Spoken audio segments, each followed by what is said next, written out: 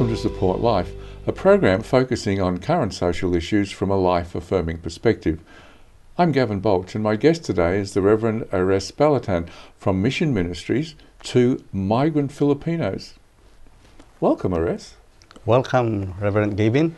Yes, you've not been in Melbourne very long. Yeah, this is just my second time in Melbourne. Yes. And we met under interesting circumstances. Yes. So you came to Melbourne to make inquiries about what? I came to Melbourne to visit some friends, and secondly, my main objective is to organize churches, Filipino, because of my experience and my calling to monitor these Filipino people, especially the 12 million Filipino globally. And you know, we are sending 5,000 Filipino every day in different areas of the world. Mm-hmm. Just to find work? Yes, just to find greener pastures. Now, talking about greener pastures, you grew up on a farm. Yeah, I was born in a farm areas in the Philippines. That area is in the northern part of the Philippines. That is Isabela. I remember my lolo, and that is my grandfather. Yeah, so oftentimes he goes to the farm every day and go to our houses, into our house, and I've seen him how he works so much in the farm. And it wasn't a big farm. How many hectares? It's just 3 hectares. Yeah. And that's how he provided a living? Yes. Now, you had brothers and sisters. How many? We are 8 all in all. We have 5 boys and 3 girls. I'm in the 4th. Okay. Yeah. In the middle? In the middle, mm-hmm. Yes. Was it good? Was your childhood good? Yes. We remember because my parents are teachers, so they raised us up, and they focus not in the farm, but maybe their vision is to finish us in the area, not in the farm, but education. Now that back then was quite a challenge because it was costly to go to school. Yes, because we are 8. Yes. I remember when we were in college, from 4th year college to 1st year, we have 1, 2, 3, 4. That's I think I now appreciate my parents in raising us up. Yes. I cannot imagine we are all now finished in college. And you wondered how they did it. Yes. How did they do it? I think it's the hand of God. Yeah. Because I have now 3 children. It's very hard to raise 3 children. Now it's, 8 is so much, I think, during our time now. Yes. Now, you remember something of your grandfather that kind of impressed you. You remembered later on. What was that? I remember my grandfather, especially in the church, and he was one of the founder of a church in the United Methodist Church in San Mateo, Isabela. And I cannot forget, early in the morning before he goes to farm, he is always praying. Mm-hmm. He's like a alarm clock in the family, so he's always praying. Mm-hmm. And on a young, impressionable mind like yours, Yes. It had an impact. Yes. Now I'm a minister. I think the one of the fruits of the prayer is I'm now became a full-time minister of the gospel. Mm. You know, one of the interesting things about parents and grandparents is we don't know how many times they prayed for us. Yeah. And it's wonderful to have that kind of heritage. Yeah. My desire now is that if he still lives, I think my grandparents very happy to have a grandson, pastor now, full-time pastor in the ministry. Mm-hmm.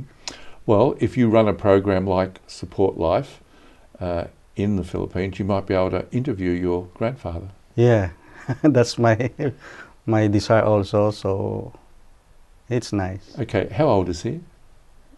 He's now, when he died, he already passed away. Oh, Yeah. he's not alive. He has passed away. He died at the age of 85. Okay. Well, that's Even good. though he is in the bed, I remember he's always praying. Yes. He's almost in the bed for 5 years. Uh-huh. He cannot stand, he cannot, so somebody must have to take care of him. Mm-hmm. But he can do the best thing, which is pray. Yes.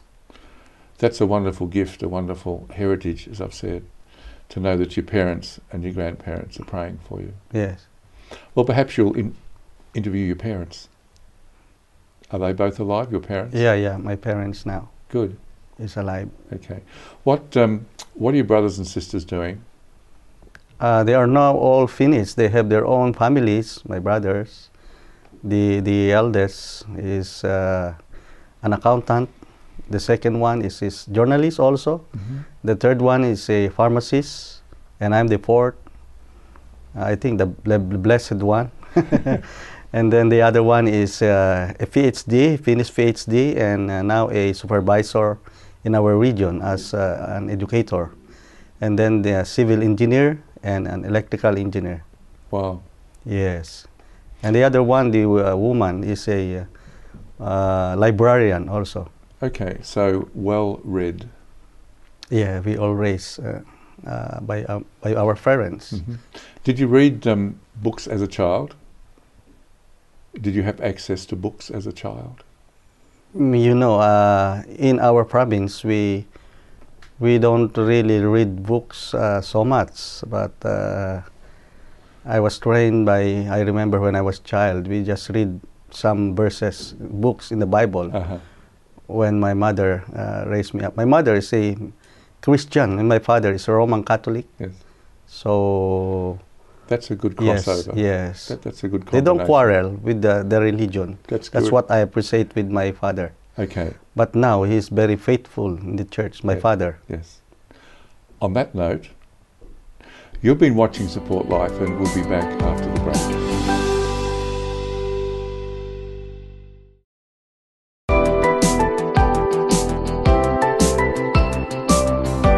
Welcome back to Support Life. I'm Gavin Baulch, and my guest today is Reverend Arestedes C Balatan from Mission Ministries to Migrant Filipinos. Well, now we're going to look a little bit at your life. Yeah. In terms of your teenage years, studying. In fact, before your teenage years, you did a bit of singing. Yeah. I am member of the choir of the United Methodist Church in Santiago, Isabela, in my hometown.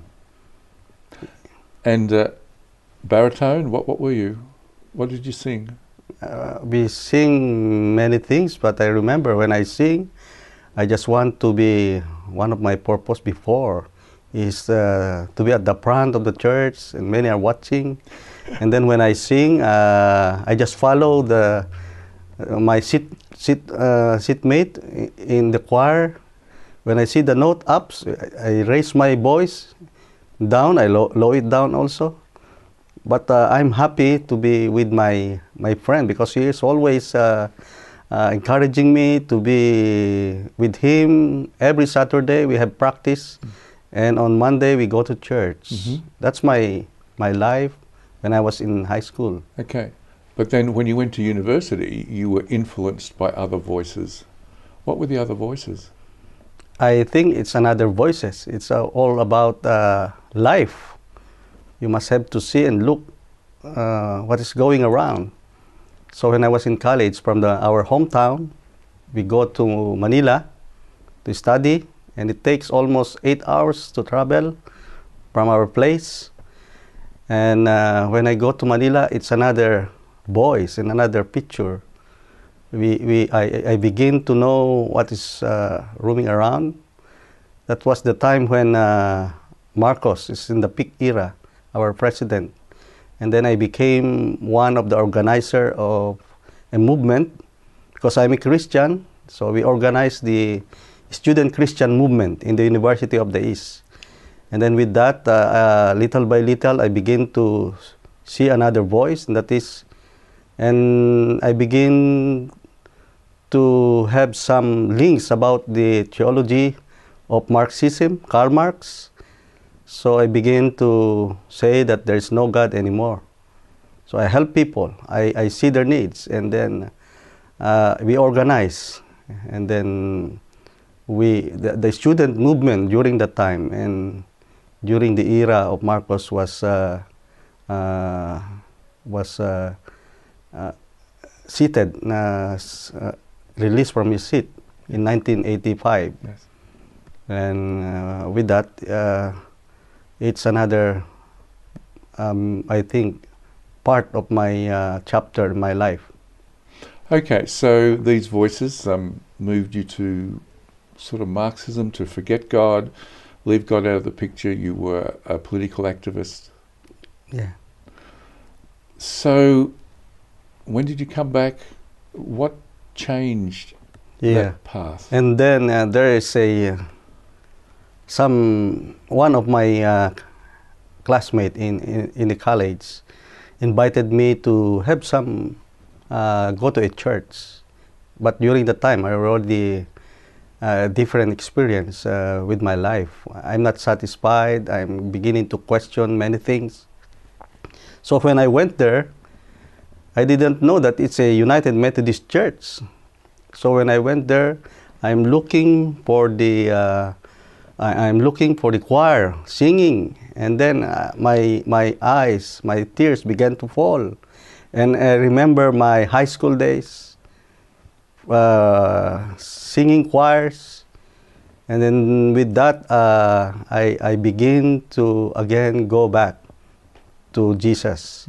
So with that, I go back to Central United Methodist Church, my first time to worship there, and there's a pastor who embraced me when I came, and that is Alan Asuncion. I don't forget the name. And that's the Abot Kamay Fellowship. And with that,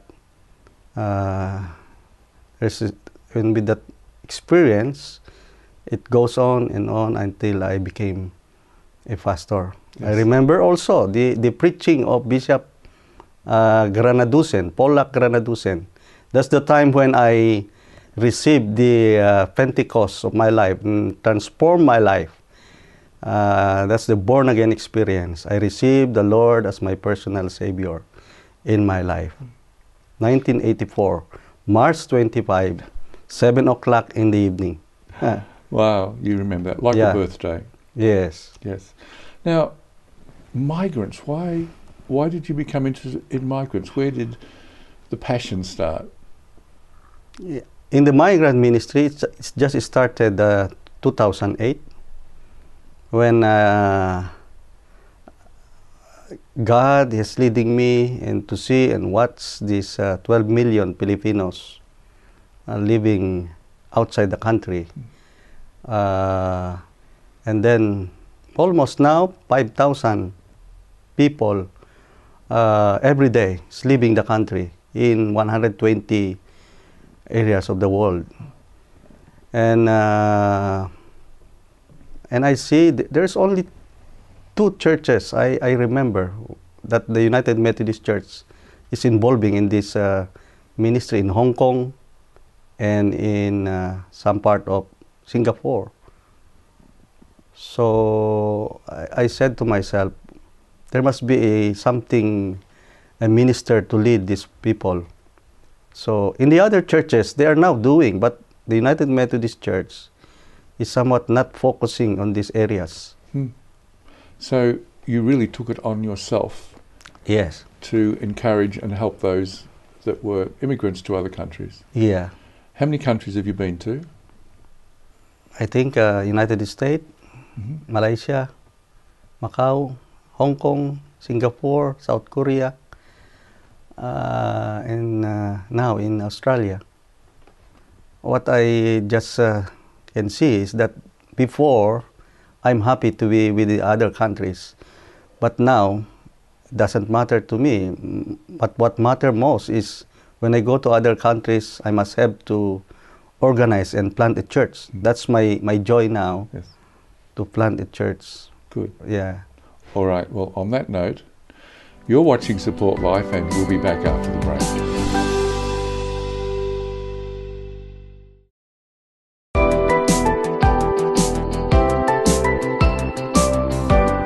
Welcome back to Support Life. I'm Gavin Baulch, and my guest today is the Reverend Arestedes C Balatan. Well, we are looking at some things that have happened in your life.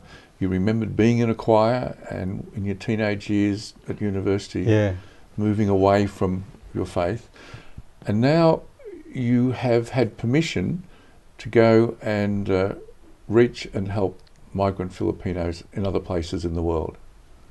Yes. When I finished my superintendency as district superintendent for 7 years, that passion, that calling is still there in my heart. So after that, I go to my bishop, and then I said, Bishop, I want to have a ministry, and that's another ministry to help these migrants. One thing that my bishop said is that, Pastor, we don't have any budget with that, so you don't have any salary. But after that, I realized that when we have a ministry in Grace, I remember my wife is a full-time wife. I'm a full-time pastor. And now my wife is a full-time ordained minister in Rason United Methodist Church. And I'm also a full-time husband. So we can make it. We can live it. By faith, I do it. After 2 months, we open a center, an office of migrants. And then after that, I go to some other places like South Korea, Indonesia, Singapore, and then I go back, and then I have seen how these people have their lives. So the passion is going deeper and deeper. After three months, in my room, my eldest daughter said, Papa, I will have my baon. Can you give me my transportation and food expenses in the school? And I'm so happy. And then I go to my room, get my wallet, my pocket. And when I saw it, there's nothing, no money. So I begin to cry, Reverend Kevin. So I said, I made a wrong decision. Sorry, Lord. So I go back to my daughter and said, can you have a money as of now? My daughter smiled, and then he says, don't worry, Papa, I go to school because I have some little money still yet here. So after that, I again prayed and called. I do another ministry that is has salary. So I must help my wife in raising my children.